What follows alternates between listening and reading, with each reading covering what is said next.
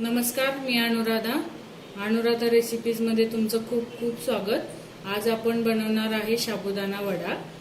त्यासाठी लागणारे साहित्य: भिजवलेला साबुदाणा भिजवताना जरा मोकळा भिजवायचा आहे।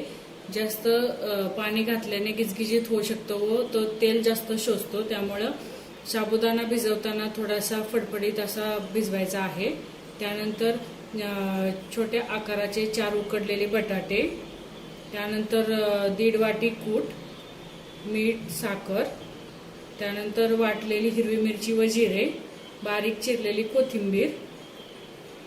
त्यानंतर भिजवलेल्या साबुदाण्यामध्ये आपण उकडलेले बटाटे घालून घेणार आहे।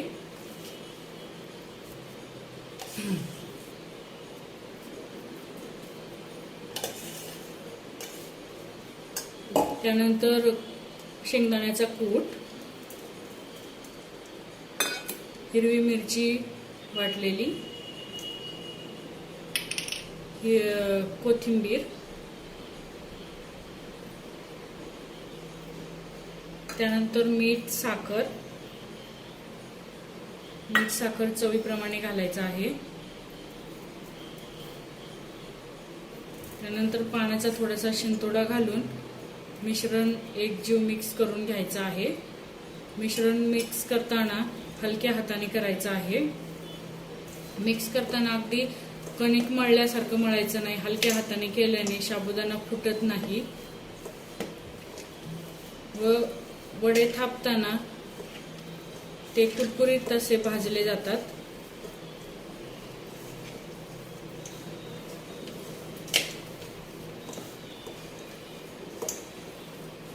हलक्या हाताने मिश्रण एकजीव केलेलं आहे या ठिकाणी। त्याचबरोबर गॅसवर पॅन ठेवून तेल तापत ठेवायचं आहे।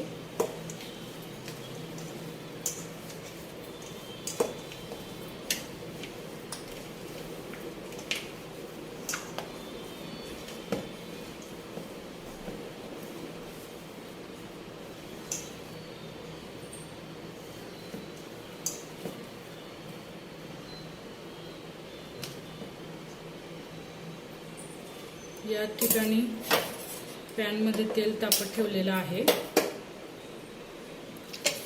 वडे तळताना गॅसची फ्लेम मीडियम टू हाय अशी ठेवायची आहे। मंद आचेवरती वडे तळले जात नाहीत।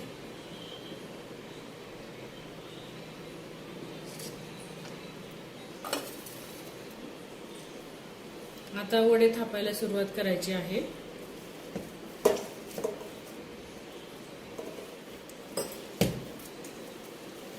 वडे थापताना मध्यम साईजचे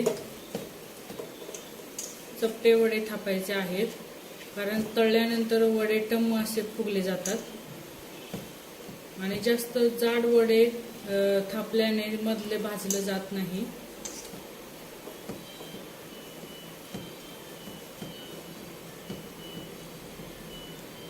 आता आपण वडे थापायला सुरुवात केलेली आहे व हळूहळू तेल तापलेलं आहे, त्यामध्ये वडे घालायचे आहेत।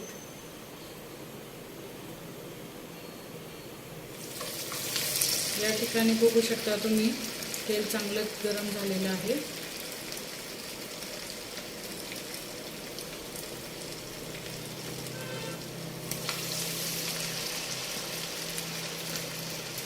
वडे चपटे थापल्याने ते जास्त तेल शोषत नाही व आतलं सगळं व्यवस्थित तळून निघतं, कच्चं काहीही राहत नाही।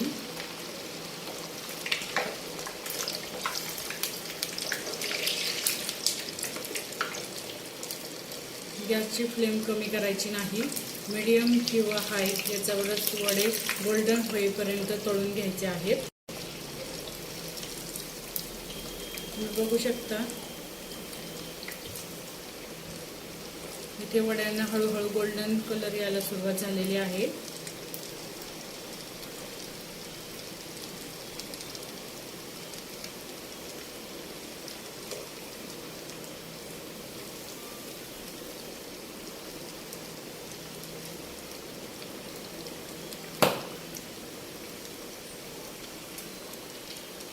वडे तळले जाईपर्यंत बाकीचे वडे थापून घ्यायचे आहेत।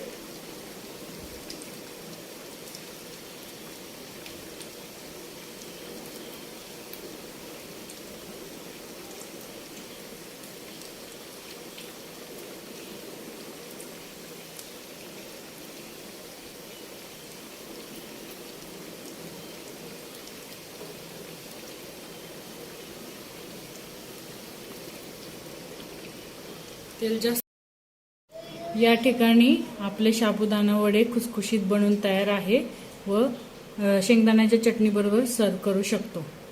तसेच रेसिपी आवडल्यास लाईक आणि सबस्क्राईब करायला विसरू नका।